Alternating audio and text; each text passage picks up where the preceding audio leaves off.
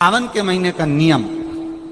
2 लोटे जल लेकर देवाधिदेव महादेव के सामने जाइए। यहां अशोक सुंदरी वाली जगह से दोनों धार एक साथ चढ़ाना प्रारंभ करिए और करते करते वो धार शंकर भगवान के शिवलिंग पर ले जाकर छोड़ दीजिए। ये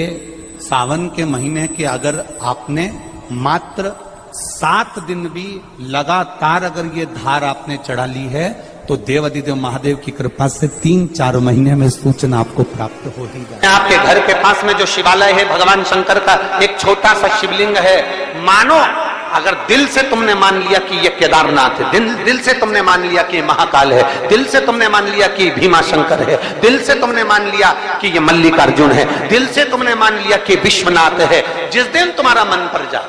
श्रावण के महीने में जब तुम 2 लोटा जल चढ़ाने के लिए जाओगे,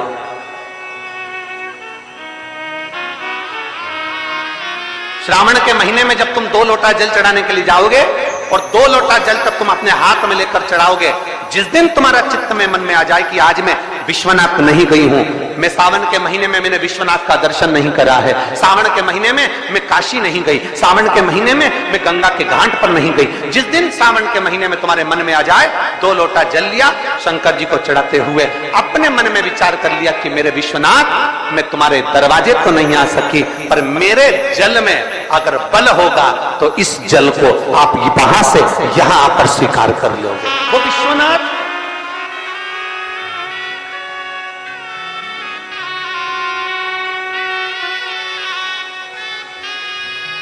पहला दिन लगे 2 लोटा जल चालू कर दो। श्रावण के पूरे महीने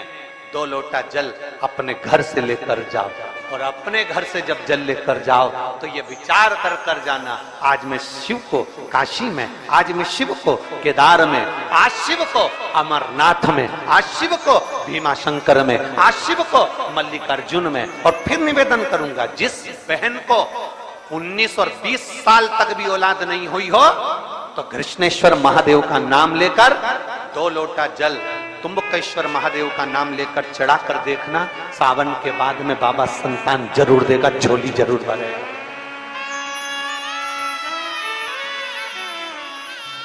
कहीं नहीं जाना, अपने नजदीक में, अपने घर के पास में, अपने मोहल्ले में, अपनी गली में, अपने चौराहे पर, अपने घर के पास में जो शिवालय हो, जो शंकर का मंदिर हो,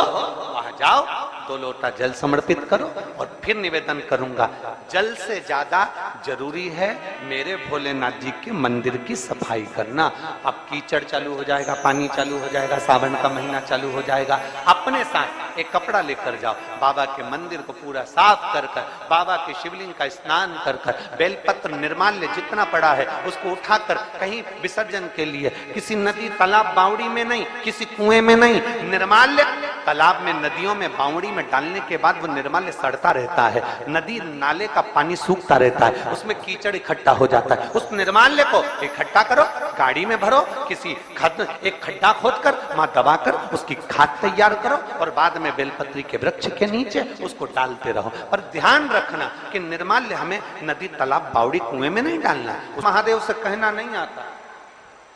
तब हम क्या करें?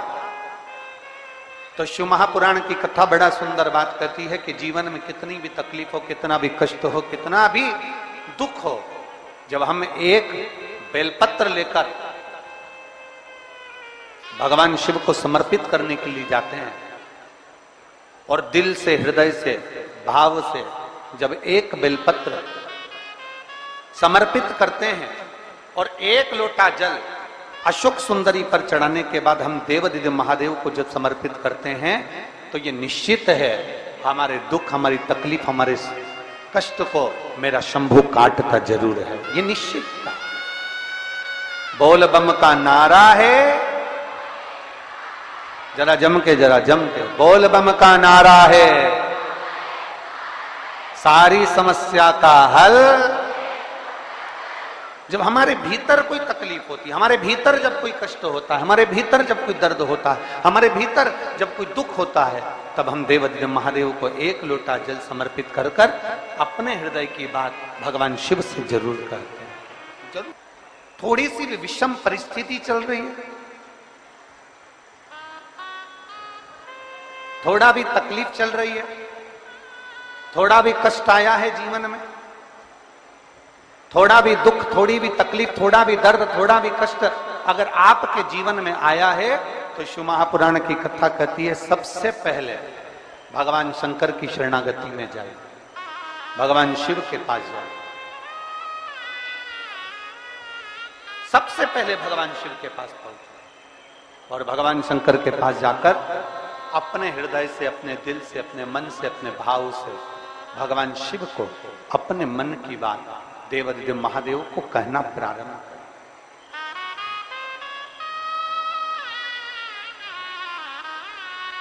अपने भीतर जो संशय है, अपने भीतर जो संशय उत्पन्न हुआ है, अपने भीतर जो हम संशय में आए हैं, उस संशय को मिटाने के लिए, अपने भीतर के दुख को, अपने भीतर की तकलीफ को, अपने भीतर के कष्ट को मिटाने के लिए कहीं दूसरी जगह नहीं जाए। शिव महापुराण की कथा कहती है अगर जीवन में दुख भी आया है, तकलीफ भी आई है, कष्ट भी आया है, पड़ोसी के यहाँ, रिश्तेदारों को, नातेदारों को, कुटुंब को, कबीले को जाकर कहोगे, वो दुख मिटने वाला नहीं, वो संशय समाप्त होने वाला नहीं, वो तकलीफ समाप्त होने वाली नहीं, वो दुख समाप्त होने वाला नहीं है। अगर जीवन में संशय आया है,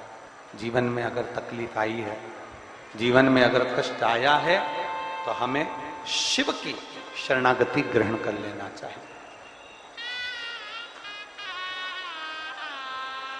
एक लोटा जल हाथ में लेकर भगवान शिव से अपने दिल की बात, अपने मन की बात भगवान शंकर को जरूर जाकर कहना चाहिए। कर रहे हो ये आपके ऊपर निर्भर करता है। मां, महात्मा और परमात्मा,